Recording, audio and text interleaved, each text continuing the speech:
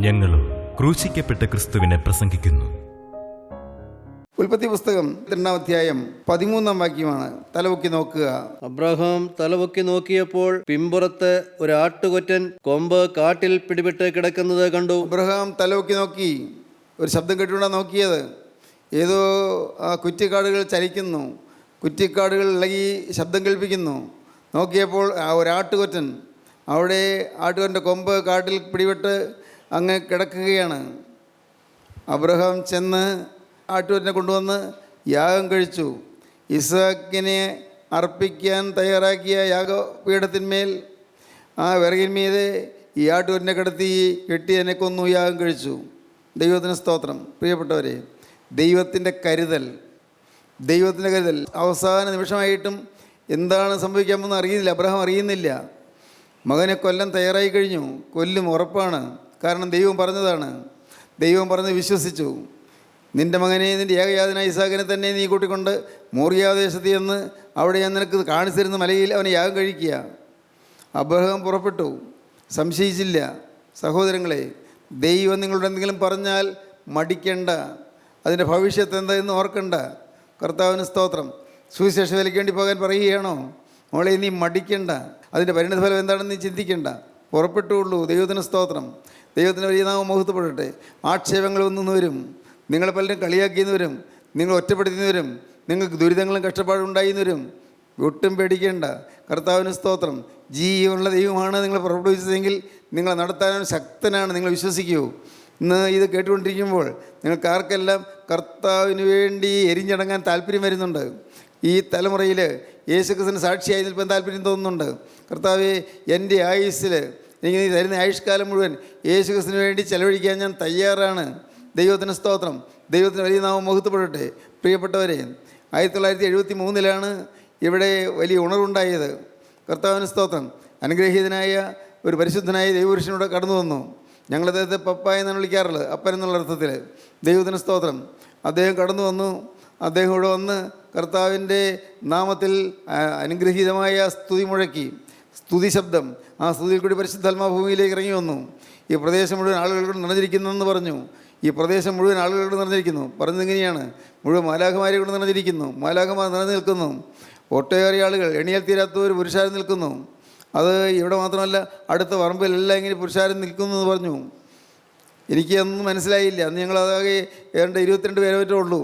സുവിശേഷം ദൈവത്തിൻ്റെ വേലയിൽ നിൽക്കുന്നവർ. അത്രയും പേര് ഞങ്ങൾ ആത്മീയമായ കൂട്ടായ്മയിലുള്ളൂ. ദൈവത്തിന് സ്തോത്രം.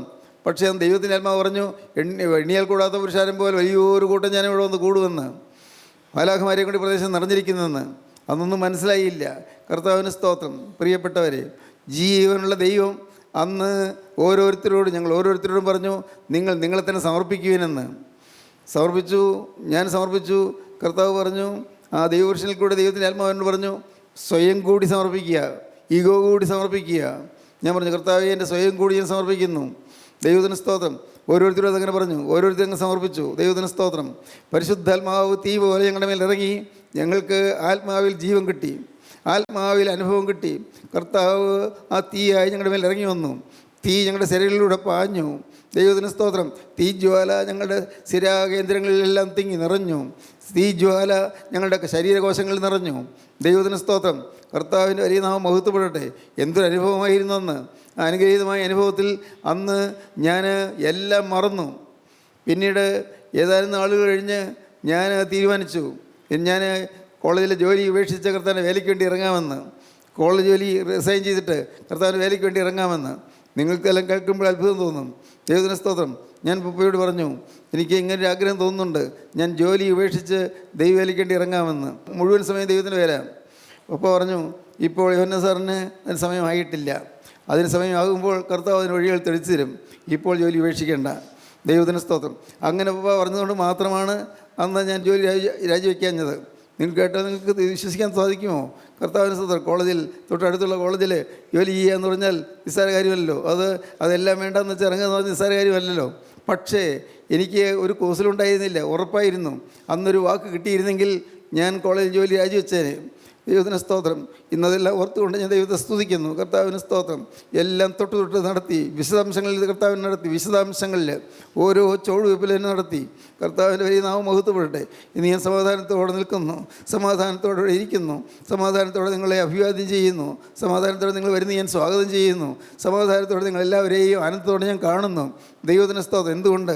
എൻ്റെ കരുണയുള്ള കർത്താവിൻ്റെ ആത്മാവിൻ്റെ മേൽ പകർന്നു, പരിശുദ്ധാത്മാവിൻ്റെ മേൽ വന്നു. പരിശുദ്ധാത്മാവ് വന്നപ്പോൾ ഞാനല്ലാതായി മാറി. ദൈവത്തിന് സ്തോത്രം. എൻ്റെ പൂർവികന്മാരിൽ നിന്നതായ എല്ലാ ശാപങ്ങളും എല്ലാ ദോഷങ്ങളും എല്ലാം കർത്താവ് കത്തിച്ചു കളഞ്ഞു. തീ കത്തുമ്പോഴെല്ലാം കത്തിപ്പോകുന്നത് പോലെ ശരീരങ്ങളിലൂടെ തീ കത്തിയപ്പോൾ, രക്തധമനികളിൽ കൂടെ തീ കത്തിയപ്പോൾ, അപ്പോൾ പരിശുദ്ധാത്മാ തീ രക്തധമനികളിൽ കൂടെ ഒഴുകിയപ്പോൾ എല്ലാ ശാപങ്ങളും കത്തിപ്പോയി, എല്ലാ ബാധകളും നീങ്ങിപ്പോയി. ദൈവത്തിന് സ്തോത്രം.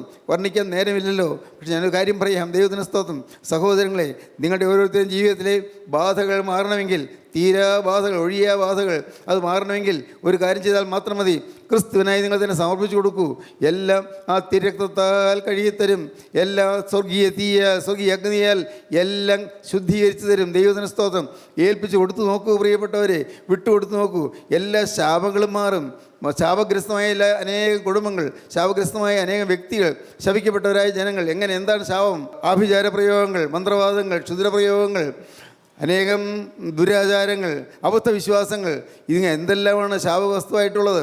അതുമാത്രമല്ല, നിങ്ങളുടെ പലരുടെയും ജീവിതത്തിൽ ഒരു കരയേറ്റം കിട്ടുന്നില്ല, മുന്നോട്ട് പോകാൻ പറ്റുന്നില്ല, മനസ്സ് മടുത്തു പോകുന്നു, ആഗ്രഹിക്കുന്നതൊന്നും സാധിക്കുന്നില്ല, ഓരോ തരത്തിലുള്ള പ്രശ്നങ്ങൾപ്പെട്ട് നിങ്ങൾ അഴലുന്നു. ഇത് ശാപത്തിൻ്റെ ഫലമാണ്. പൂർവികന്മാരുടെ കാലം മുതലായ ചില ശാപങ്ങൾ നിങ്ങളുടെ തലമേലൊന്ന് നിൽക്കുകയാണ്. നിങ്ങളൊരു കാര്യം ചെയ്യൂ.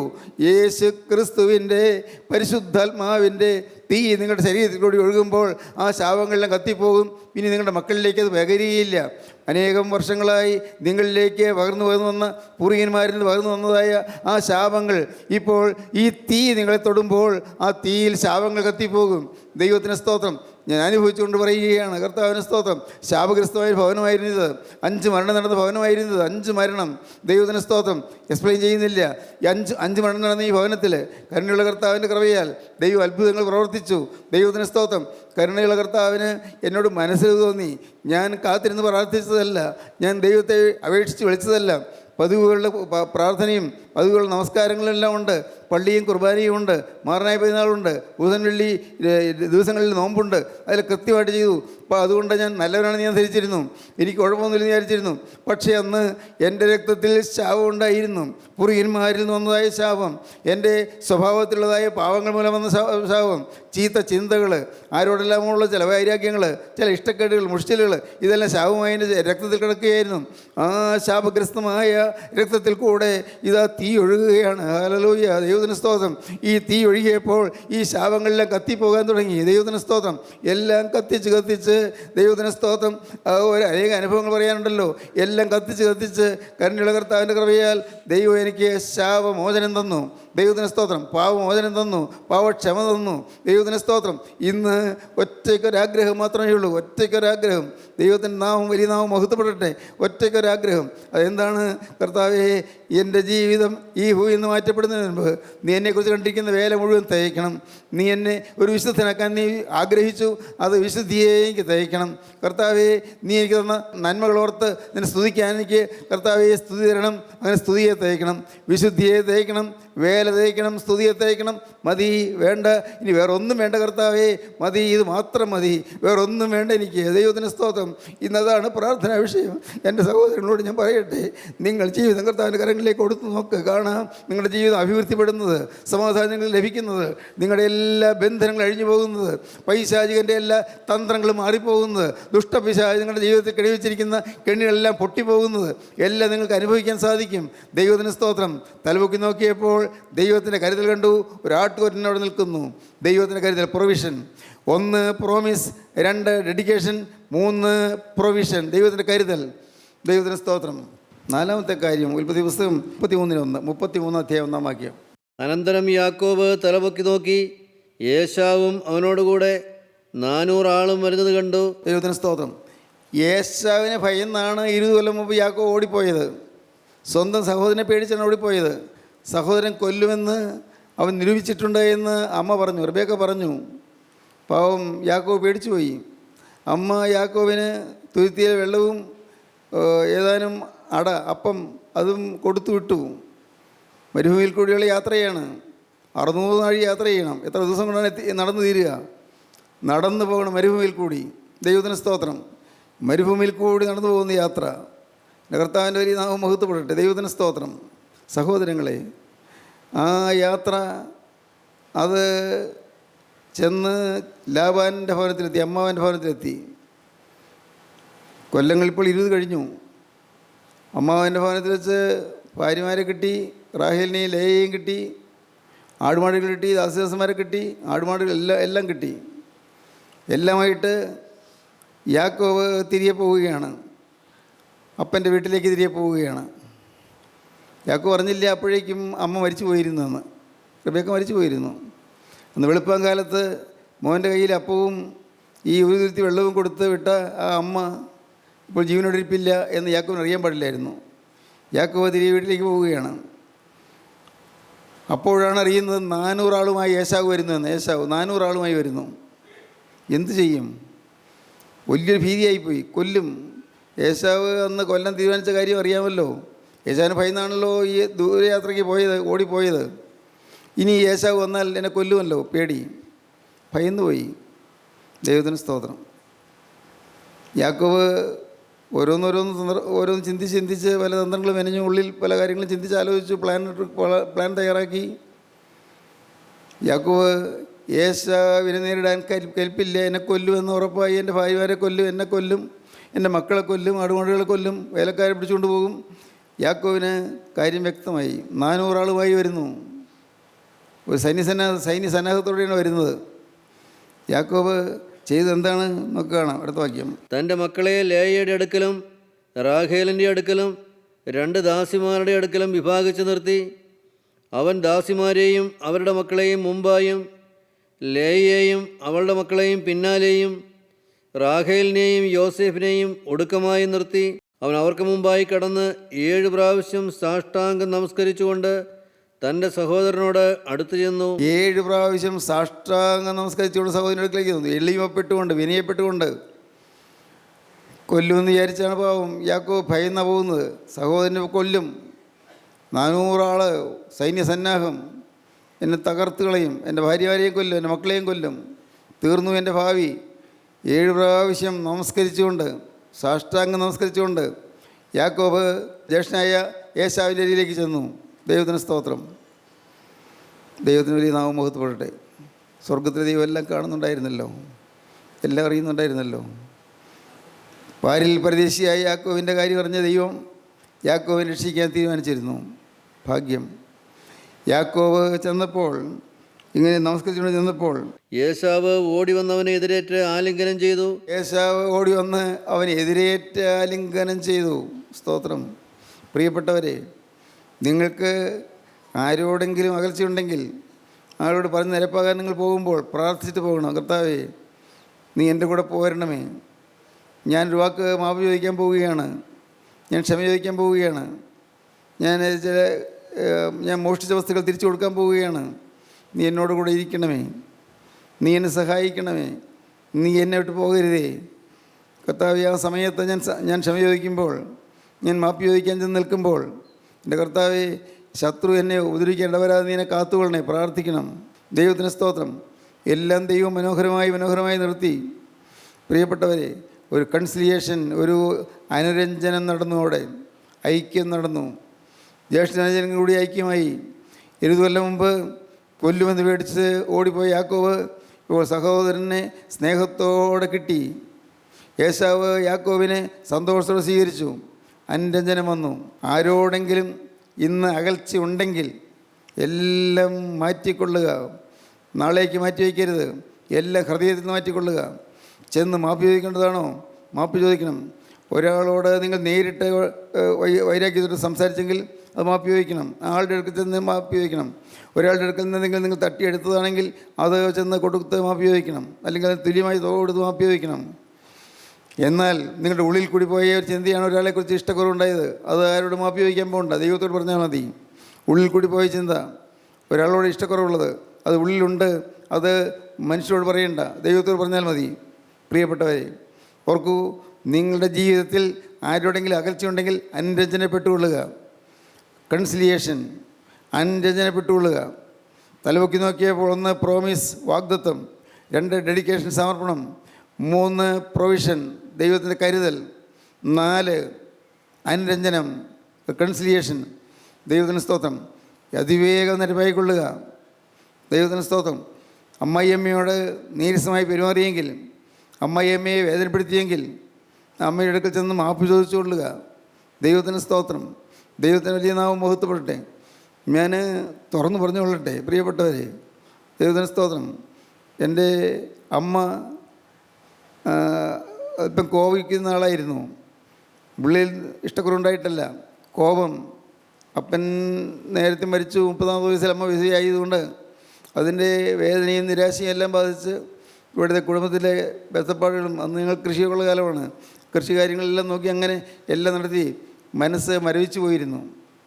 അതുകൊണ്ട് ഞാൻ വിവാഹം കഴിച്ച് ആലീസ് വന്നപ്പോൾ അമ്മയ്ക്ക് എപ്പോഴും ദേഷ്യം, അത് ആലീസിനോടുള്ള ദേഷ്യമാണെന്ന് ആലീസിന് തോന്നിപ്പോയി. അങ്ങനെയല്ലായിരുന്നു വാസ്തവത്തിൽ. അമ്മയുടെ സ്വഭാവത്തിലുള്ള ദേഷ്യമായിരുന്നു. തമ്മിൽ അകൽച്ചയായി, ഉള്ളം കൊണ്ട് അകന്നു. പക്ഷേ ഞങ്ങളുടെ വിവാഹം കഴിഞ്ഞ് 13 കൊല്ലം കഴിഞ്ഞാണ് ആലീസ് അമ്മയുടെ കാല് പിടിച്ച് മാപ്പി ചോദിച്ചത്. ആലീസിനെ ഏതെങ്കിലും തെറ്റുപറ്റിയെന്ന് എനിക്കും തോന്നിയിട്ടില്ല. കാരണം അമ്മയോട് തിക്കാരമായി ഒന്നും പറഞ്ഞിട്ടില്ല, തിക്കാരമായി ഒന്നും ചെയ്തിട്ടില്ല, വിനയപ്പെട്ട് നിന്നിട്ടേ ഉള്ളൂ. എങ്കിലും അമ്മയുടെ ഉള്ളിൽ നല്ല കലശലായ ഇഷ്ടക്കുറവുണ്ടായിരുന്നു. മാപ്പി ചോദിച്ചു, നിരപ്പായി. സ്തോത്രം. കുടുംബം അനുഗ്രഹിക്കപ്പെട്ടു. എൻ്റെ സഹോദരങ്ങളെ, ഞാൻ അനുഭവത്തിൻ്റെ വെളിച്ചത്തിലാണ് ഇതൊക്കെ പറയുന്നത്. നിങ്ങൾ ഭാര്യയും ഭർത്താവും തമ്മിൽ ഇണങ്ങിയിരിക്കുന്നവർ ആരെങ്കിലും വാക്കുകൾ കേൾക്കുന്നുണ്ടോ? ആരെങ്കിലും വിവാഹമോചനമായാലോ എന്ന് ചിന്തിക്കുന്നവരാരെങ്കിലും ഉണ്ടോ? വിവാഹമോചനമായാലോ എന്ന് ചിന്തിക്കുന്നവർ ഒരിക്കലും ചിന്തിക്കരുത്. അത് അപകടമാണ്. സ്നേഹമാകുക. എനിക്ക് തെറ്റില്ല, മറ്റേ ആൾക്കാണ് തെറ്റെന്ന് ചിന്തിക്കരുത്. എൻ്റെ തെറ്റാണ് ഞാൻ പറയേണ്ടത്, ഞാൻ ചിന്തിക്കേണ്ടതാണ് എൻ്റെ തെറ്റ്. ഭാര്യയുടെ തെറ്റ് ഭർത്താവ് ചിന്തിക്കേണ്ട, ഭർത്താവ് സ്വന്തം തെറ്റ് ചിന്തിക്കുക. ഭർത്താവിൻ്റെ തെറ്റ് ഭാര്യ ചിന്തിക്കേണ്ട, ഭാര്യ സ്വന്തം തെറ്റ് ചിന്തിക്കുക. ഒരു ന്യായീകരണം പറയരുത്, ഒരു ന്യായീകരണം പാടില്ല. ചെന്ന് ഇണങ്ങിക്കൊള്ളുക, ഒട്ടും വൈകരുത്. ദൈവത്തിന് സ്തോത്രം. ഒട്ടും വൈകരുത്. കോഴിക്കോടടുത്ത് താമരശ്ശേരിയിലെ ഒരു പള്ളിയിൽ ഞാൻ പ്രസംഗിക്കാൻ പോയി. അവിടെ ചെന്ന് ഞാൻ പ്രസംഗം കഴിഞ്ഞപ്പോൾ 2 സ്ത്രീകൾ വരാന്തിയിൽ നിൽക്കുന്നു. ദൈവത്തിന് സ്തോത്രം. സ്ത്രീകളിൽ ഒന്ന് ചെറുപ്പക്കാരിയാണ്, മറ്റൊന്ന് അവളുടെ അമ്മയാണ്. അമ്മ കണ്ണീരോടെ പറഞ്ഞു, ഇവൾ ഭർത്താവിൻ്റെ കൂടെയല്ല, ഇവൾ വീട്ടിലേക്ക് പോന്നിരിക്കുകയാണ്. അയ്യോ, എന്തു പറ്റി? വലിയ വഴക്കൊന്നുമല്ല, ഒരു ചെറിയൊരു വാശി. അവൾ പെട്ടെന്ന് വാശി പിടിച്ച് അവൾ വീട്ടിലേക്ക് പോന്നു. അദ്ദേഹം വന്ന് കൂട്ടിക്കൊണ്ട് പോകുമെന്ന് അവൾ വിചാരിച്ചു. അദ്ദേഹം വന്നില്ല. പിന്നെ എങ്ങനെയാണ് ചുമ്മാ കയറി ചെല്ലുന്നത്? വഴക്കുപിടിച്ച് പോകുന്നതല്ലേ. അതുകൊണ്ട് ആ ഒരു വാശിയിൽ കുറേ നാൾ കഴിഞ്ഞു. അപ്പോൾ പിന്നെ കാര്യങ്ങളെല്ലാം അവതാളത്തിലായി. അവർ 2 പേരും 2 ഇടത്തായി. ആ ബന്ധം ഇനി മുമ്പോട്ട് പോവുകയില്ല. ആ പാവം സ്ത്രീ എങ്ങലടിച്ച് കരഞ്ഞു. ഞാൻ പറഞ്ഞു, അവിടെ വാശി പിടിക്കണ്ട, ലജ്ജിക്കേണ്ട, ചെല്ല്, വിനയത്തോടെ ചെല്ല്, ഭർത്താവിൻ്റെ വീട്ടിലേക്ക് ചെല്ല്. അങ്ങോട്ട് ചെന്ന് മാപ്പി ചോദിക്കുക. ചെന്ന് എന്തെല്ലാം ന്യായീകരണങ്ങൾ അത് നിനക്ക് തോന്നിയാലോ അതെല്ലാം വിട്ടുകളയുക.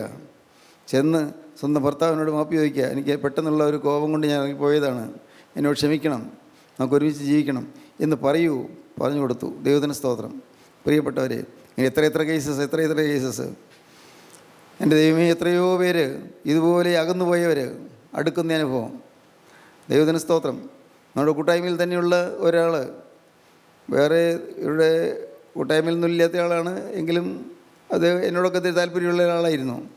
ഈ കൂട്ടായ്മയിലുള്ള ആൾ എന്നോടൊരിക്കൽ പറഞ്ഞു, അദ്ദേഹവുമായി എനിക്കൊന്ന് നിരപ്പാകണമല്ലോ, ഒന്ന് മാപ്പി ചോദിച്ച് നിരപ്പാകണമല്ലോ. ഞാൻ പറഞ്ഞു, തീർച്ചയായിട്ടും പോകണം, ചെന്നാൽ വീട്ടിലേക്ക് ചെല്ലണം. അല്ല, എന്നെ ഒരു ഉപദ്രവിച്ച ആളാണ്, അതൊന്നും നോക്കണ്ട, അതൊന്നും ചിന്തിക്കണ്ട, അങ്ങോട്ട് ചെന്ന് മാപ്പി ചോദിക്കുക. മാപ്പി ചോദിച്ച് കഴിഞ്ഞിട്ട് ഇങ്ങ് വന്നു, ഞാൻ പോയിട്ട് പ്രയോജനമൊന്നും ഉണ്ടായില്ലെന്ന് പറഞ്ഞു. ഞാൻ പോയിട്ടൊരു പ്രയോജനം ഉണ്ടായില്ല. അദ്ദേഹം പറഞ്ഞു, കൂട്ടായ്മയിലെ ദൈവത്തിലാണ് പറഞ്ഞു, ഞാൻ പോയിട്ടൊരു പ്രയോജനം ഉണ്ടായില്ല. അദ്ദേഹം പറഞ്ഞു, ഞാനങ്ങ് ക്ഷമിക്കാനൊന്നും പോകുന്നില്ല. ഞാൻ പറഞ്ഞു, ഞാൻ മാപ്പി ചോദിക്കാൻ വന്നതാണ്, വേണ്ട, എന്നോട് ക്ഷമ ചോദിക്കേണ്ട, ഞാൻ ക്ഷമിക്കാൻ ഉദ്ദേശിക്കുന്നില്ല. അപ്പോൾ അങ്ങനെ അദ്ദേഹം പറഞ്ഞെന്ന് പറഞ്ഞു. ഞാൻ പറഞ്ഞു, സാരമില്ല, നമ്മുടെ പക്ഷത്ത് ചെയ്യാനുള്ളത് ചെയ്തല്ലോ, ഇനി നമുക്ക് കാത്തിരിക്കാം. നമ്മുടെ പക്ഷത്ത് ചെയ്യാനുള്ളത് ചെയ്തല്ലോ, നമുക്ക് കാത്തിരിക്കാം. ദൈവത്തിന് സ്തോത്രം. നോക്കൂ, ആ അടുത്ത ഏതാനും നാളുകൾക്കുള്ളിൽ ഈ പറഞ്ഞ ഞാൻ ക്ഷമിക്കുകയില്ല എന്ന് പറഞ്ഞ ആളുടെ വീട്ടിൽ ഒരു അത്യാവശ്യ കാര്യം വന്നു. ഒരു കല്യാണം എന്തോ തോന്നുന്നു. ഇദ്ദേഹം ക്ഷണിച്ചൊന്നുമില്ല, ക്ഷണിക്കാതെ തന്നെ അവിടെ ചെന്ന് ആ കാര്യങ്ങളെല്ലാം വളരെ സജീവമായി പങ്കെടുത്തു. ഇതിന് വഴക്കില്ല, സജീവമായി പങ്കെടുത്തു, എല്ലാ കാര്യങ്ങളും പങ്കെടുത്തു, എല്ലാ കാര്യങ്ങളിലും മുൻനിരയിൽ നിന്ന് അധ്വാനിച്ചു. അപ്പോൾ ആ ക്ഷമിക്കുകയില്ല എന്ന് പറഞ്ഞ ആൾക്ക് മനസ്താപം ഉണ്ടായി. പിന്നെ അവർ തമ്മിൽ ഐക്യമായി. ദൈവത്തിന് സ്തോത്രം. പ്രിയപ്പെട്ടവരെ, ഒരിക്കലും ആരോടും അകൽച്ച പാടില്ല. ഒരിക്കലും ഒരു കാരണവശാലും ആരോടും നീരസം പാടില്ല, ആരോടും വഴക്ക് പാടില്ല, ആരോടും പിണക്കം പാടില്ല. എല്ലാം കർത്താവിൻ്റെ കരങ്ങളിലേക്ക് കൊടുക്കൂ. ദൈവത്തോട് പറഞ്ഞ് നിങ്ങൾ നിരപ്പാകൂ. ദൈവത്തിന് സ്തോത്രം. കൺസിലിയേഷൻ. ദൈവത്തിൻ്റെ വലിയ നാമം മഹത്വപ്പെടട്ടെ. ഇനിയുള്ള കാര്യങ്ങൾ ഇനി ഒരു അവസരത്തെ പിന്നീട് പറയാം. കർത്താവിന് സ്തോത്രം. കർത്താവിൻ്റെ വലിയ നാമം മഹത്വപ്പെടട്ടെ. ദൈവത്തിന് സ്തോത്രം. തലപൊക്കി നോക്കുക. ഈ ഒരു മെസ്സേജ് നിങ്ങളുടെ ഹൃദയത്തിലിരിക്കട്ടെ. ഒറ്റയ്ക്കൊരു സന്ദേശം. തലപൊക്കുക. ഇനിയും തളർന്നിരിക്കേണ്ട. തലപൊക്കുക. ദൈവത്തിന് സ്തോത്രം. തലപൊക്കി നോക്കിയാൽ കുരിശുമേൽ കിടക്കുന്ന യേശുവിനെ കാണാം. കുരിശുമേൽ കിടന്ന് പിടയുന്ന യേശുവിനെ കാണാം. തലപൊക്കി നോക്കിയാൽ രക്തം ഒലിച്ച് തിരുലാവിൽ നിന്ന് ചോരയും നീരൊഴി കൈകളും കാലുകളും തുളയ്ക്കപ്പെട്ട് കുരിശിൽ കിടന്ന് പിടയുന്ന യേശുവിനെ കാണാം. യേശുവിനെ നിങ്ങൾ കാണുക. തലപൊക്കി നോക്കുക. നിങ്ങൾക്ക് ശോഭനമായ കാലം തരും കർത്താവ്. ഭാവി മനോഹരമാക്കി തരും. ഇന്ന് ഈ വാക്കുകളെ കേൾക്കുന്ന നിങ്ങളെല്ലാവരും ഞാൻ ആശിക്കുന്നു, ഞാൻ പ്രതീക്ഷിക്കുന്നു യേശുക്രിസ്തുവിൻ്റെ കരുണ അനുഭവിച്ചുകൊണ്ട് പോകുമെന്ന്, കർത്താവിൻ്റെ കൃപ അനുഭവിക്കുമെന്ന് എൻ്റെ എളിയ ആശയാണ്. എൻ്റെ എന്ന് പറയാൻ പാടില്ലല്ലോ. എൻ്റെ യേശുവിൻ്റെ ആശയാണ്, യേശുവിൻ്റെ ആഗ്രഹമാണ്. നിങ്ങളുടെ ജീവിതം ശോഭനമാകാൻ കർത്താവ് ആഗ്രഹിക്കുന്നു. ഒരു സുന്ദരമായ ഭാവി നിങ്ങൾക്ക് തരാൻ കർത്താവ് ആഗ്രഹിക്കുന്നു. നല്ല നാളിലേക്ക് കർത്താവ് നിങ്ങൾ നടത്തിക്കൊണ്ടു പോകാൻ ആഗ്രഹിക്കുന്നു. നിങ്ങളുടെ മക്കൾ അനുഗ്രഹീതരായി തീരാൻ കർത്താവ് ആഗ്രഹിക്കുന്നു. തലമുറകൾ അനുഗ്രഹിക്കപ്പെടാൻ കർത്താവ് ആഗ്രഹിക്കുന്നു. നിങ്ങളുടെ ജീവിതത്തിലെ എല്ലാ അലങ്കോലങ്ങളും മാറി സമാധാനമുള്ളവരായി തീരാൻ കർത്താവ് ആഗ്രഹിക്കുന്നു. തരാമെന്ന് കർത്താവ് പറയുന്നു. ക്രൂസിൽ മരിച്ചവൻ ഉയർത്തെഴുന്നേറ്റ് ജീവിക്കുന്നു. സ്തോത്രം. എന്തിനാണ് കർത്താവ് ഉയർത്തെഴുന്നേറ്റത്? എന്തിനാണ്? നിങ്ങൾ ചിന്തിച്ചിട്ടുണ്ടോ? യേശു ഉയർത്തെഴുന്നേറ്റ് ജീവിക്കുന്ന പ്രിയരെ, എൻ്റെ ഈ പാപിയായ എൻ്റെ ഹൃദയത്തിൽ വസിക്കാൻ, ഈ അശുദ്ധനായി എന്നെ വിശുദ്ധനാക്കാൻ യേശു ഉയർത്തെഴുന്നേറ്റ് ജീവിക്കുന്നു. സ്തോത്രം. ദൈവവേദന നീ വിശ്വസിക്കൂ. എന്നെ വിശുദ്ധീകരിപ്പാൻ, എന്നെ സ്വർഗത്തിൻ്റെ അവകാശിയാക്കി തീർക്കാൻ യേശു ഉയർത്തെഴുന്നേറ്റ് ജീവിക്കുന്നു. സ്തോത്രം. എൻ്റെ വേദനകൾ മാറ്റാൻ, എൻ്റെ കഷ്ടതകൾ മാറ്റാൻ, എൻ്റെ രോഗം ശമിപ്പിക്കാൻ യേശു ഉയർത്തെഴുന്നേറ്റ് ജീവിക്കുന്നു. എൻ്റെ കരച്ചിൽ മാറ്റാൻ യേശു ഉയർത്തെഴുന്നേറ്റ് ജീവിക്കുന്നു. യേശുവിനെ നിങ്ങളെടുത്ത് കാണുക. അടുത്തതായി യേശു അഴുകത്തോടെ നിങ്ങൾ വരുന്നു. നിങ്ങളുടെ ഏങ്ങലടികൾ കേൾക്കുന്നുണ്ട്, നിങ്ങളുടെ വിതുമ്പലുകൾ കാണുന്നുണ്ട്, നിങ്ങളുടെ ദീർഘശ്വാസങ്ങൾ അറിയുന്നുണ്ട്. വിശ്വസിക്കൂ യേശുവിനെ. യേശു അരികത്തുകൂടെ നടന്നു പോകുന്ന സമയത്ത് നിങ്ങൾ കൈ നീട്ടി അവൻ്റെ പാദം ചുംബിക്കുക. കൈ നീട്ടി പാദത്തിൽ പിടിച്ച് ചുംബിക്കുക. കൈ നീട്ടി തൃപ്പാദം ചുംബിക്കുക. ദൈവത്തിന് സ്തോത്രം. ആ കാൽക്കൽ വീണ് ആ കാലിൽ നിങ്ങൾ പിടിക്കുക.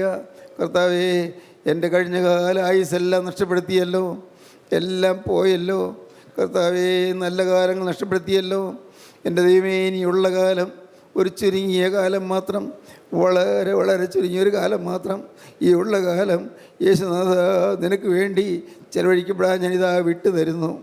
യേശുവേ, നിനക്ക് വേണ്ടി എന്നെ തന്നെ ഞാൻ യാഗമായി അർപ്പണം ചെയ്യുന്നു. കർത്താവേ, നിൻ്റെ ആണിപ്പാടുള്ള കരം ഇപ്പോൾ ഒന്ന് നീട്ടി ഈ പാവിയായ എൻ്റെ തലമേലൊന്ന് വയ്ക്കണമേ.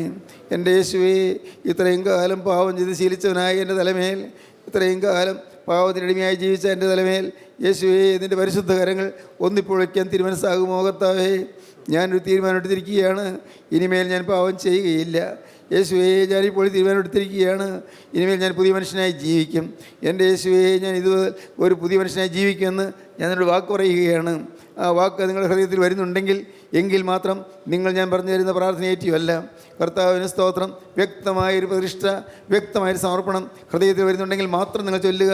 ഞാൻ പറഞ്ഞു തരാം. കരുണയുള്ള കർത്താവേ, നീ എന്നോട് മനസ്സലിയണമേ. എൻ്റെ ജീവിതത്തിൽ അനേകം പാവങ്ങൾ വന്നുപോയി എന്ന് ഞാൻ ഏറ്റുപറയുന്നു. എൻ്റെ ഓരോ പാപവും മൂലം സാത്താൻ എന്നെ ബന്ധിച്ചു എന്ന് ഞാൻ ഏറ്റുപറയുന്നു. പിശാചിന്റെ ബന്ധനങ്ങളിൽ അഴിപ്പാൻ യേശുവേ, അവിടുന്ന് ക്രൂസിൽ മരിച്ചു എന്ന് വിശ്വസിക്കുന്നു. യേശു ക്രിസ്തുവിന്റെ രക്തം സകല പാപവും പോക്കി എന്നെ ശുദ്ധീകരിക്കുന്നെന്ന് ഞാൻ വിശ്വസിക്കുന്നു. ഇപ്പോൾ കർത്താവേ, പൂർണ്ണ ഹൃദയത്തോടെ സ്വന്തം മനസ്സോടെ സാത്താനെയും സകല സൈന്യത്തെയും ഉപേക്ഷിക്കുന്നു. സാത്താനെ ഉപേക്ഷിക്കുന്നു. യേശുതമ്പുരാനെ, എൻ്റെ കർത്താവും രക്ഷിതാവുമായി ഞാനിപ്പോൾ സ്വീകരിക്കുന്നു. ഞാൻ സ്വീകരിക്കുന്നു. എന്റെ ദേഹവും എന്റെ ദേഹി എന്റെ ആത്മാവും സമ്പൂർണ്ണ കാഴ്ചയായി ഞാൻ സമർപ്പിക്കുന്നു.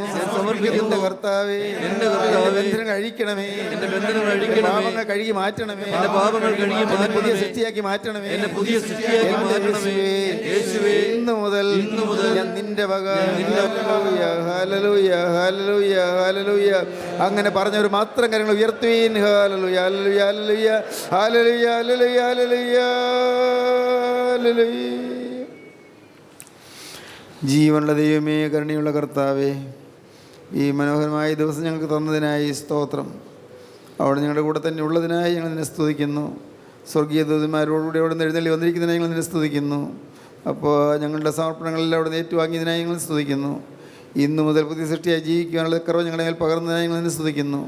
എല്ലാവരെയും അനുഗ്രഹിക്കണമേ, ഭാരങ്ങൾ അകറ്റണമേ, ആകുലങ്ങൾ നീക്കണമേ, രോഗസൗഖ്യം നൽകണമേ, ശാപദോഷങ്ങൾ നീക്കണമേ, എല്ലാ നന്മകളാൽ നിറയ്ക്കണമേ. അവിടുത്തെ രണ്ടാമത്തെ വരവിന് വേണ്ടി ഞങ്ങളെല്ലാവരെയും ഒരുക്കണമേ. യേശുക്രിസ്തുവിൻ്റെ പരിശുദ്ധമായ നാമത്തിൽ പ്രാർത്ഥിക്കുന്നു. കൃപയോടെ കേൾക്കണം പിതാവേ.